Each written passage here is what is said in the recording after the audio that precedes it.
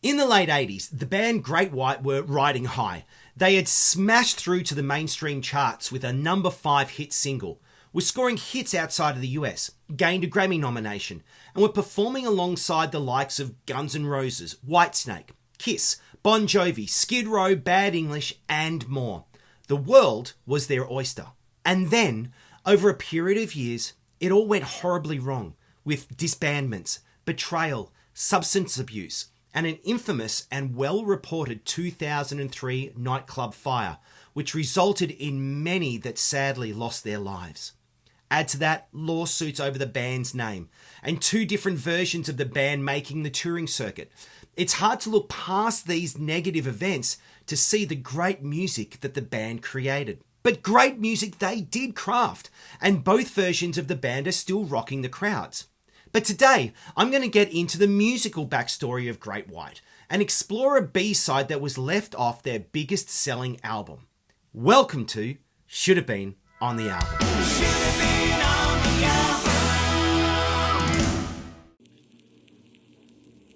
The backstory of Great White is another wild journey that has just about anything and everything. Back in LA in 1977 or 1978, sources differ, guitarist Mark Kendall met vocalist Jack Russell and asked him to be a part of his band, then called Zizix. Is that Zizix or Zyzex? Let's go with Zizix. Russell agreed, and the two played in various incarnations of those early bands, including Highway, and then it became Livewire, and then Wires. However, Russell was arrested for shooting and given 8 years jail time. Meanwhile, Kendall's band morphed into Dante Fox, and after serving 18 months jail time, Russell was back as lead singer.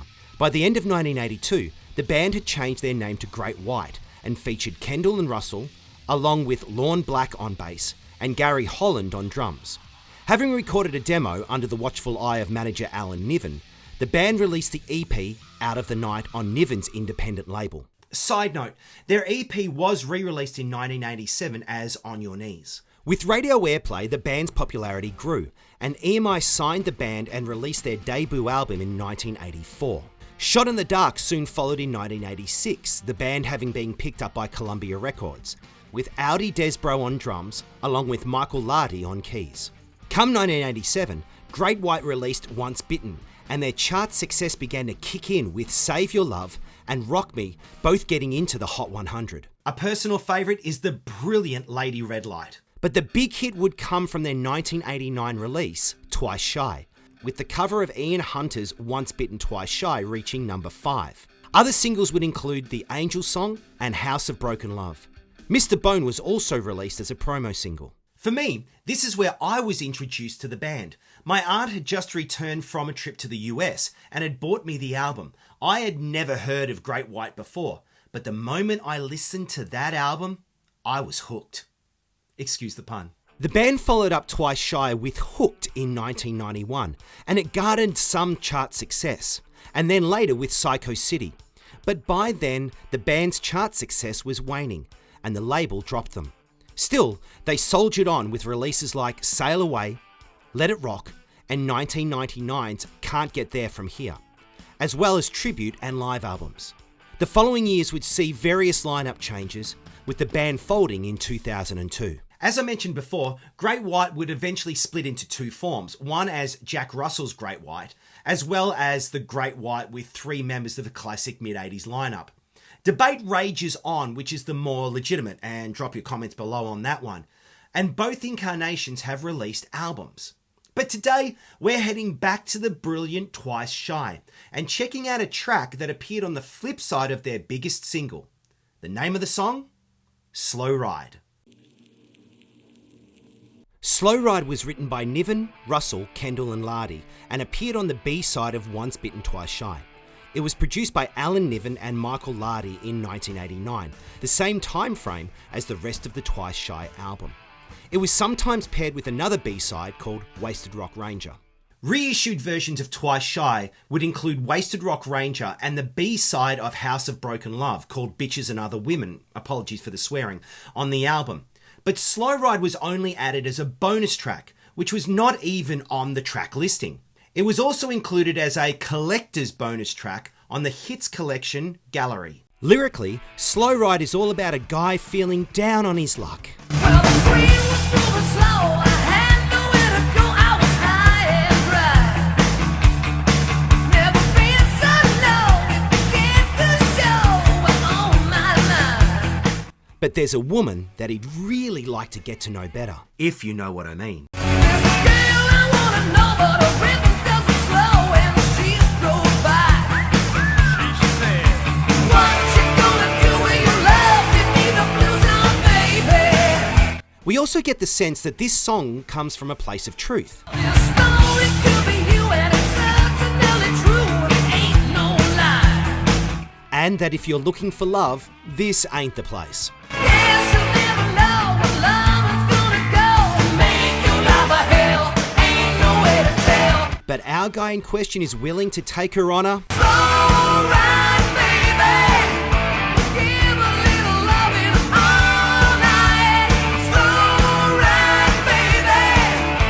Everything will be alright. Musically, Slow Ride is all Great White. Crunchy guitars, driving bass and drums that lock into a sassy groove, and Russell's vocals carry the whole thing. You couldn't mistake it for any other band. This has all the hallmarks of Great White's MO.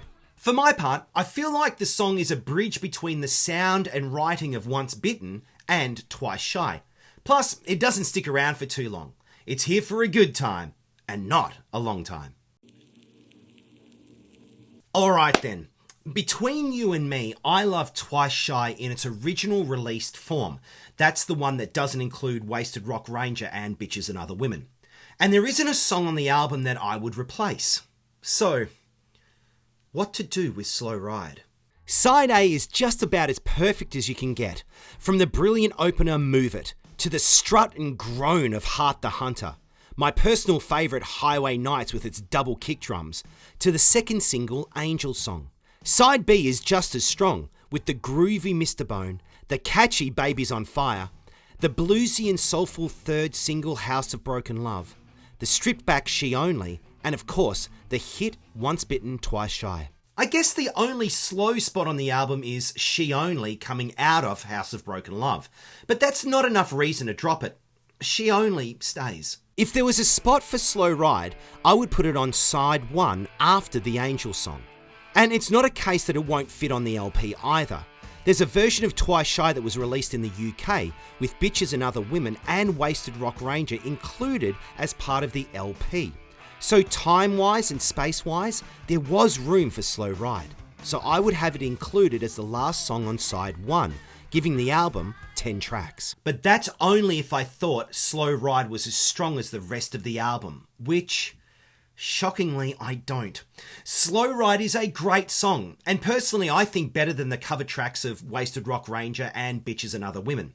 So if I were to include it, I would, definitely in place of them.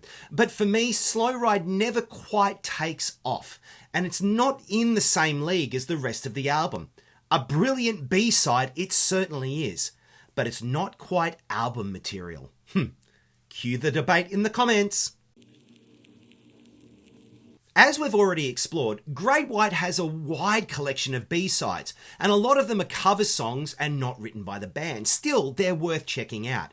Plus, they've also contributed to various tribute albums, notably Led Zeppelin, of course, and AC/DC.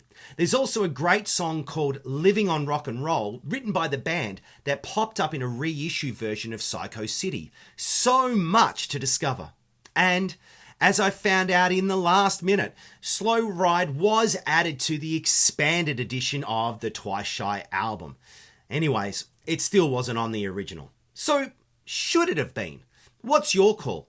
I have to admit this was a tricky one, and it wasn't an easy choice to make. There's just something complete about the 9-track version of the album, but maybe that's just me and my teenage memories. Anyway, thanks for checking out this video, and remember, if you have an idea for a B-side or a rare track that you reckon I should check out, please let me know. Email me on shouldhavebeenonthealbum@gmail.com or just drop a comment. And if you've enjoyed this video, please consider subscribing and liking. It really makes a difference to this little channel and helps us to grow. But until next time, my name is Drew, and you've been watching Should Have Been on the Album. Cheers.